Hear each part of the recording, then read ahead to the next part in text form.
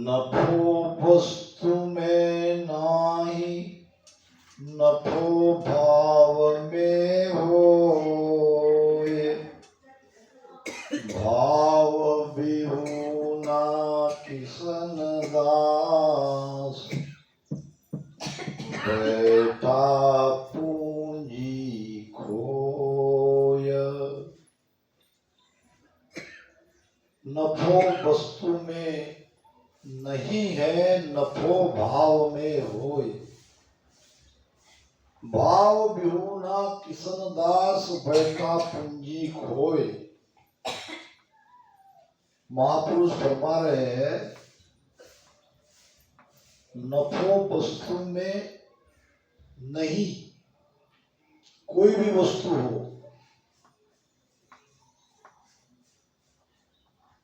नफा वस्तु में है क्या?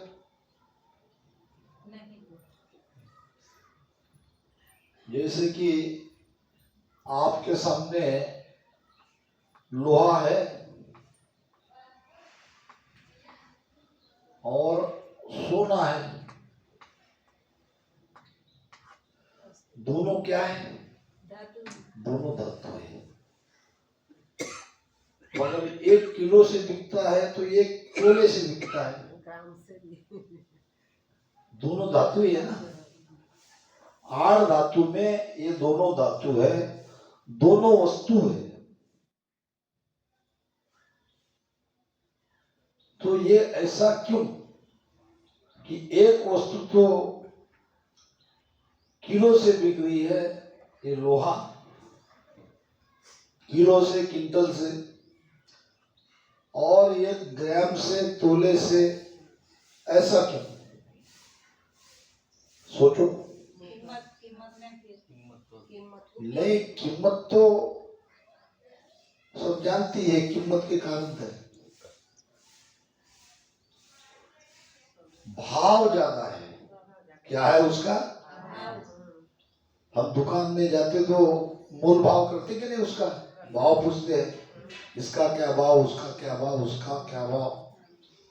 ये सोने का भाव ज्यादा है, इसलिए सोना कीमती है। लोहे का भाव कम है, इसलिए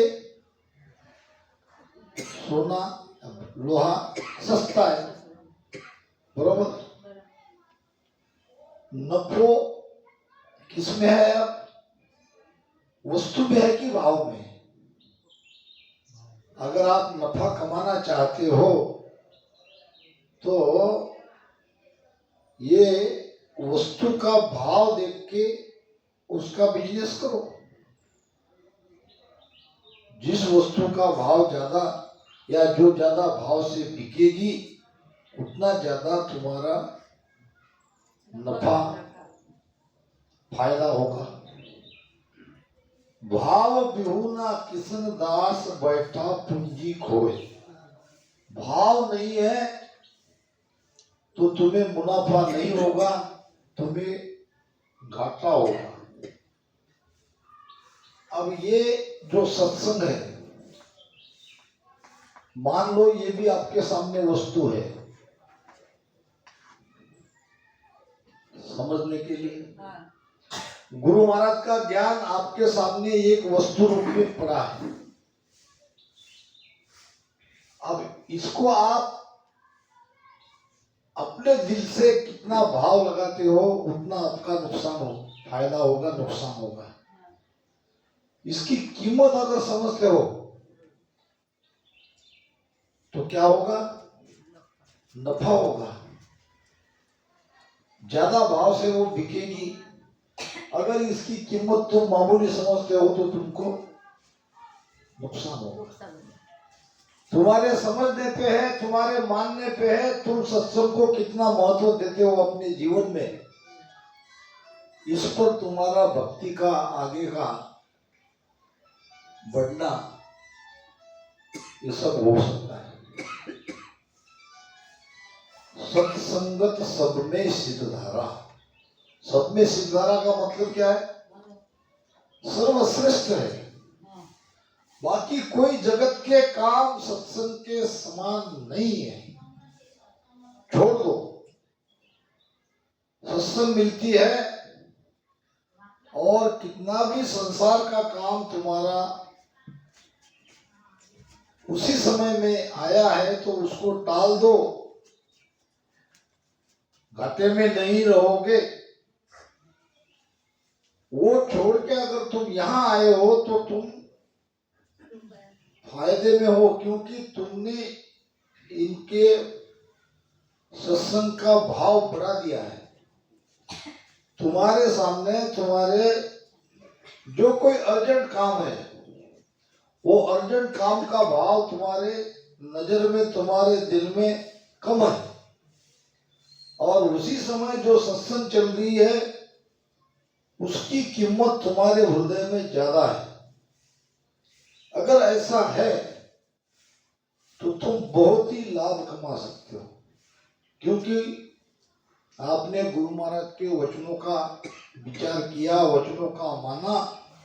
सत्संगत सब में सिरधारा, खान पान बिसरावे सारा। खान पान क्या नहीं, ये तो हमारा जगत में ये खान पान के लिए तो सब कुछ कर रहे हैं, भागदौड़। ये सत्संग ये खान पान को भुला देती है। संसार में जो भी ये भागदौड़ हमारी चल रही है, ये सुख के लिए तो चल रही है। यहाँ आपको परम सुख मिलेगा, तो ये बड़ा कि वो बड़ा, जगत सत्संग बड़ा कहने को तो कहते हो, आते क्यों नहीं? केता जू चलता नहीं। क्या कहूं, गुरु महाराज ने क्या कहा? कहने को कहते हो, मानने को मानते हो, आते नहीं। तो गुरु महाराज ने बहुत जोरदार थप्पड़ लगाई है। केता जू चलता नहीं, सो पाखंड ले धारा। जासु सायब दूर है, लाख करोड़ हजारा। लाख करोड़ और हजार क्या है भाई? ये गणित समझा के देता हूं। पहले अपने पे मत लेना, ये जनरल सबके लिए गुरु महाराज ने ज्ञान दिया है। कहते वैसे रहते नहीं हो। तो आपने ये जो रामस्नेही कहलाते हो, या ये रामस्नेही का रूप, रामस्नेही का बाना आपने पहना है, गुरु महाराज कहते कि नहीं, आपने केवल ऊपर ऊपर रामस्नेही बने हैं, भीतर से नहीं बने हो। आपको अपनी आत्मा की फिक्र नहीं है कि ये सत्संग जारी है, समय निकला जा रहा है,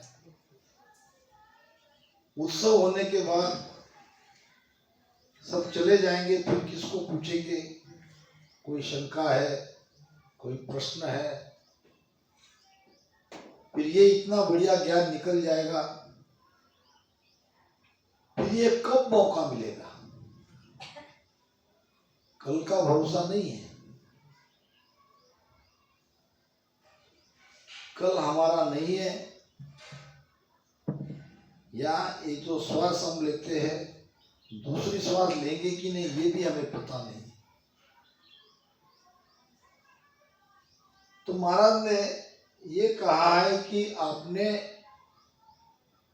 पाखंड धारण कर रखा है, यानी जो नहीं हो वो दिखाना, इसका मतलब है पाखंड। जो वास्तव में वैसा नहीं है मगर दिखाने की कोशिश करते हैं, ये है पाखंड। हम रामस्नेही तो सब है, ऐसी बात नहीं है, मगर गुरु महाराज को जो चाहिए तड़पने वाला, वो तड़पने वाला अभी बने नहीं है। मगर ऊपर ऊपर से हम दिखाने की कोशिश कर रहे हैं, प्रेम ला रहे हैं, राम राम कर रहे हैं, तो उसको महाराज ने पाखंड कहा है। अभी सचमुच कोई अर्जेंट काम है घर पे, बात अलग है, वो बात अलग है। मगर अगर हम आ सकते हैं फिर भी समय पर नहीं आ रहे हैं या सत्संग अटेंड नहीं कर रहे हैं, तो ये बहुत बड़ा एक तरह से हमारी भूल हो रही है। अब क्या कह रहे गुरु महाराज, जासू दूर है लाख करोड़ हजार। कौन दूर है? जो कहता है वैसा रहता नहीं, उससे कौन दूर है? परमात्मा। परमात्मा के नजदीक जाने का ये माध्यम है, ये जगह है।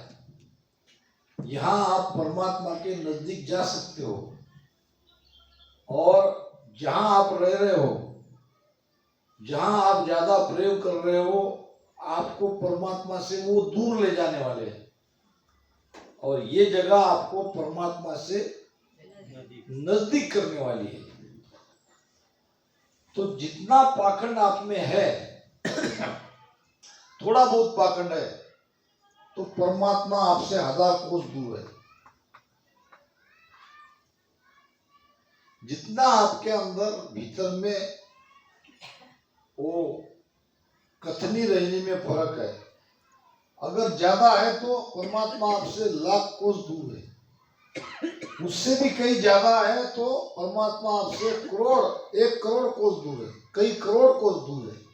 तो क्या करोगे? धीरे धीरे ये दूरिया कम करो। दूरिया कम करो यानी क्या? पहले तो कहो मत, कहते हो तो वो निभाओ। जैसा आप कहते हो वैसा करके बताओ, चाहे कुछ हो जाए। भक्ति में दृढ़ता ही चाहिए। महाराज कहते हैं, एक भजन में कहते हैं के सुखराम भक्ति नहीं छाड़ू, उथल पुथल हो जाए। उथल पुथल, इधर का उधर, उधर का इधर, सृष्टि सारी उथल पुथल हो जाए, राम राम आओ बहन, तो भी भक्ति नहीं छोड़ूंगा। दुख सुख ताव बहुत दोसाई, भावे देह धर कूटो, मेरे रामा भावे देह धर कूटो, के सुख राम भगति नहीं छाड़ू, के सुख राम भगति नहीं छाड़ू, तीन लोक रहे रूठो। कौन सा है बोलो? भक्ति दूरता ही काम है। चलो नहीं याद आ तो नहीं याद आया, इससे हमारा काम चलेगा। अब क्या कह रहे?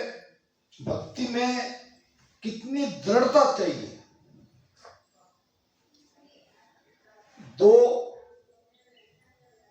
दो प्रकार से हमारी सत्संग भजन सुमिरन छूट सकता है। कब? एक तो ज्यादा दुख हो गया, होता ना, सुख दुख तो लगा ही रहता है, या हम अति सुख हो गए। ये सुख दुख का हमारे भक्ति पर कोई असर नहीं पड़ना चाहिए। गुरु महाराज तो कह रहे दुख सुख था दुख सुख ताव बहुत दो साई। ताव किसको कहते हैं? ताव ताव ताप, आदि व्याधि उपाधि ताप है नहीं। ये आप कितने भी मुझे दो, आपको चाहिए तो मुझे दुख दो, आपकी मर्जी। आपको अगर लगता है तो मुझे सुख दो। ये नहीं है आप बहुत मुझे सुखी बना दोगे तो मैं भजन सुंदर छोड़ दूंगा। आपकी मर्जी, आपको जो कराना है वो करो। दुख दो, सुख दो, ताव दो, मगर मैं भक्ति नहीं छोड़ सकता, मैं भजन नहीं छोड़ सकता, मैं सत्संग नहीं छोड़ सकता। राम तारी दाय पड़े जो कीजे। दाय नाम इच्छा। हे परमात्मा, आपकी इच्छा जैसी है वैसी करो, मैं आपकी इच्छा में राजी हूं। मेरी तरफ से अपनी कोई इच्छा ही नहीं है। दुख दो, सुख दो, लोग अच्छा कहे बुरा कहे, कुछ भी हो, मैं सत्संग करता रहूंगा, भजन सुमिरन करता रहूंगा। ये भाव चाहिए, ये दृढ़ता ही चाहिए। एक राजा था, बहुत अच्छी कथा याद आ गई, ध्यान से सुनना। अब राजा तो कोई भक्ति नहीं करता था, मगर उसकी रानी जो थी, ये रानी बहुत ही भक्तिवान थी। सत्संग अगर कहीं कोई कहे तो उसकी जान निकल जाती थी सत्संग के जाने के लिए। मगर रानी थी, और रानी का भी एक रुतबा होता है। रुतबा समझते हो? रुतबा, रुतबा सब उर्दू शब्द है, रुतबा नहीं समझते। रानी का, राजा का तो साधारण लोग थोड़ी है। मर्यादा, मर्यादा भी ठीक है, मर्यादा से भी बड़ा शब्द है एक। हाँ, एक उसका, यानी ऐसे कई जगह वो नहीं जा सकती, उसको वो रानी के मर्यादे में जाना पड़ता है।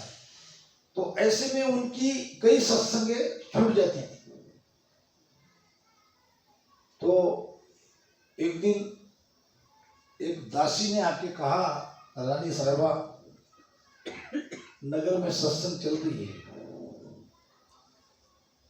अब राजा तो सत्संगी थे नहीं, पूछने का तो सवाल ही नहीं। मर्यादावश रानी का रुतबा देख के राजा के सामने तो जा नहीं सकती। लोग इधर उधर के देखेंगे, राजा को कहेंगे, राजा नाराज हो जाएंगे। मगर अंदर से वो अस्वस्थ थी, अंदर से तड़प थी, क्या करूं क्या करूं क्या करूं क्या नहीं। फिर उसने क्या किया, रात के समय भेष बदल लिया, पुरुष बन गई। पुरुष बन के भेष बदल के सत्संग में गई, और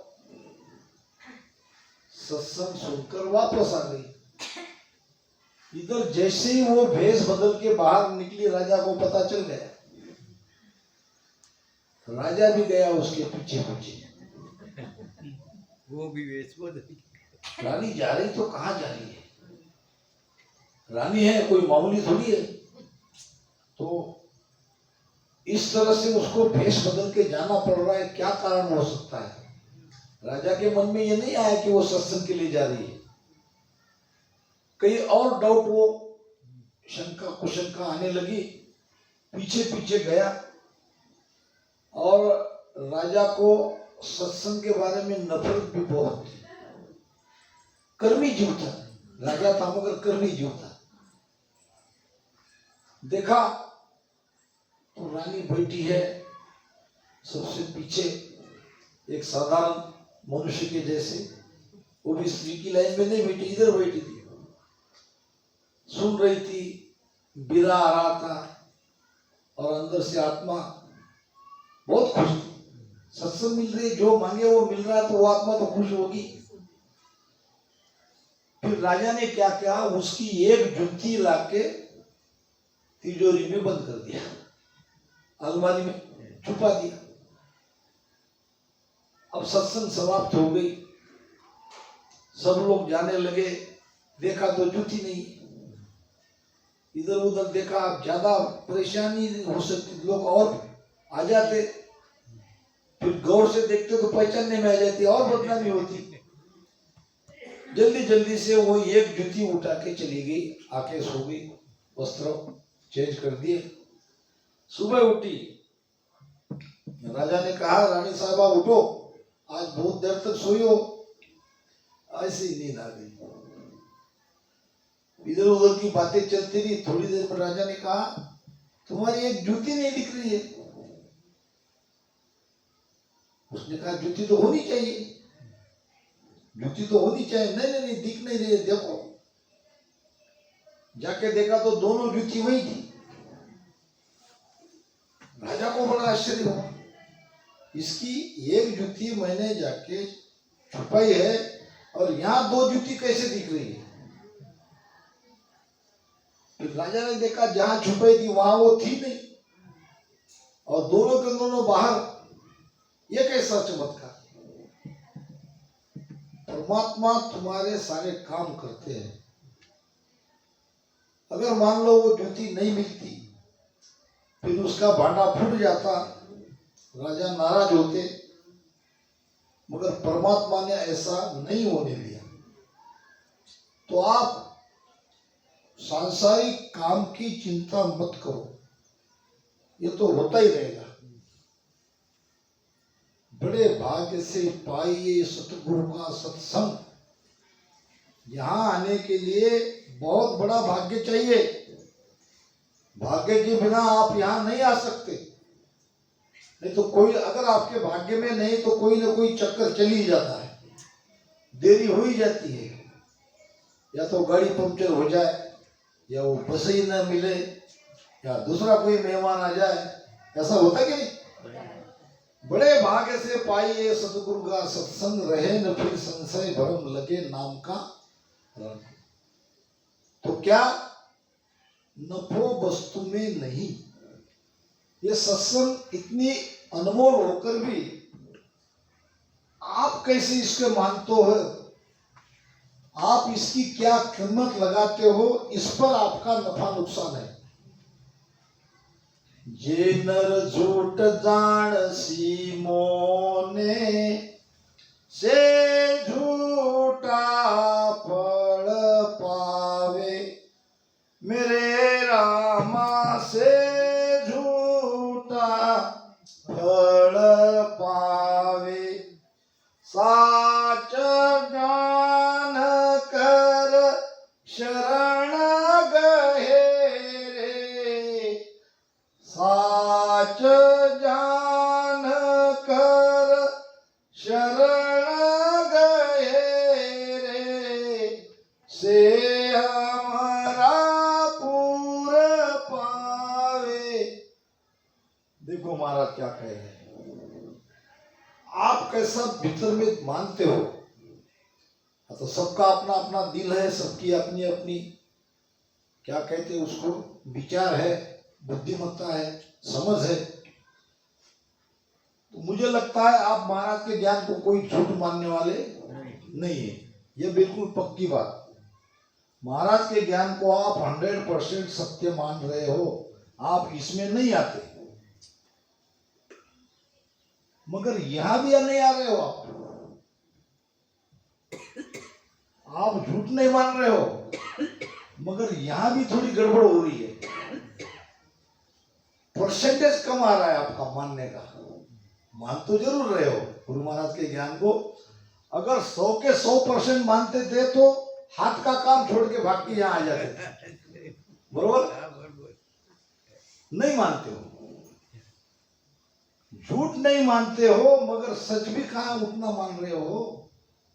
सच अगर मानते थे, 9.5 का टाइम दिया है, और अभी बुरा मत मान, ये तो होता है, ये भी मैं जानता हूँ कि घर गृहस्थी के काम में ये होता है। ये गृहस्थी धर्म निभा के राम राम भजन करने वाला बहुत ही ऊंचा है। त्यागी भजन करता है, त्यागी सत्संग करता है, कोई मतलब नहीं उसको, उसके पीछे झंझट कहाँ है? वो क्या जहां है वहां उसका घर, न लेना न देना, न कोई काम करना न कमाना, जहां गया वहां तैयार भोजन। मगर ये गृहस्थी के लिए ये सारी सामग्री जुटा के लिए बहुत कुछ करना पड़ता है, बहुत जिम्मेदारी रहती है। ये मेरी बहन बेटियां है, कितनी जिम्मेदारी है, सारा घर का ख्याल, बच्चों का ख्याल, और पशु है, दुधारू, खेती बाड़ी है, और कोई काम है, मेहमान है, आना जाना है, ये सारे करके समय निकाल के यहाँ आना पड़ता है। ये तो मैं आपका भाव बढ़ना चाहिए इसलिए कह रहा हूं कि ये सब चलता है, ये सब होता है। ऐसी क्या कहते हैं उसको, समस्या है, फिर भी ये सब समस्या पर आप विजय प्राप्त कर सकते हो, गुरु महाराज को प्रार्थना कर सकते हो, नियोजन कर सकते हो। जबकि आगे से 4 दिन की 5 दिन की सत्संग का पता चलता है तो आपको समय का, हमारे काम का नियोजन करना चाहिए। ऐसे काम उस समय ना आ जाए जिससे हमें सत्संग में बाधा पड़ जाए। अच्छा, यहाँ ठीक चलेगा सत्संग का तो मामला, मगर भजन में तो बिल्कुल बाधा नहीं आनी चाहिए, वहां तो बिल्कुल क्लियर रहो। ऐसा 3 घंटे का समय निकालो जिसमें कोई आपको उठाए नहीं, कोई परेशान नहीं करे। सब काम धंधे में चले जाते हैं, घर के लोग, बच्चे स्कूल में चले जाते हैं, खाना पीना खा के अपना मोबाइल बंद करके बैठ जाओ राम राम करने के लिए। नहीं तो ऐसा समय में बैठ जाएंगे जहाँ काम धंधा है, खाना पकाना है, नाश्ता करना है, चाय देनी है, तैयारी करनी है, लड़के की तैयारी करनी है, उसमें बैठे भजन करने के, होगा क्या भजन? भजन में तो बिल्कुल कसर मत रखो, सत्संग में चलेगा। तो गुरु महाराज ने कहा है ये जो भक्ति है या कोई भी वस्तु है, वस्तु में नफा नहीं है, नफा है आपके भाव में।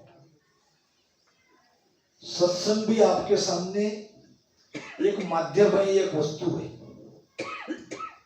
अभी कुछ लोग अभी अभी आए जाना, ये तो पहले हो चुका है, फिर भी कह देता हूं, आप भाव कितना देते हो, इतना ज्यादा मुनाफा वो वस्तु आपको देगी। सत्संग को अगर बहुत ज्यादा भाव देते हो तो सत्संग आपको बहुत कुछ देगी। आपके दिल में सत्संग के प्रति कम भाव है तो उसका फायदा आपको कम मिलेगा। महाराज ने तो सीधा कह दिया, जे नर झूठ जान सी मोने से झूठा फल पाए। विश्वास ही नहीं कर रहा है महाराज के ज्ञान पर, उसको यहाँ कुछ मिलने वाला नहीं। और साच जानकर, सत्य मानकर अगर शरण में रहता है, यानी जैसा कहा गया है वैसा करता है, तो वो अमरलोक में जाएगा। ये सभी बातें गुरु महाराज ने एक ही साथ में कही दी। भक्ति को प्रकट कराना है, भक्ति को बढ़ाना है तो भाव लाओ। भक्ति भाव सूपजे सुन जो रे सब लोय। जन सुख देव जी कहत है सब विध वेत विचार। भक्ति भाव सु उपजे सूरजो सब संसार। सारे संसारी सुनो, भक्ति के लिए भाव चाहिए, भाव से भक्ति प्रगटती है, भाव से भक्ति बढ़ती है। जन सुखदेव जी कहत है सब विध वेत विचार। ये विध क्या है और वेद क्या है? दोनों पर्यायवाची शब्द है। विध वेद यानी सारे ज्ञान का निचोड़, सभी प्रकार के जितने भी ज्ञान हैं सबका निचोड़ महाराज ने एक ही साथ में कह दिया कि भक्ति के लिए भाव चाहिए। भक्ति भाव सो उपजे सूझो सब संसार, जन सुखदेव जी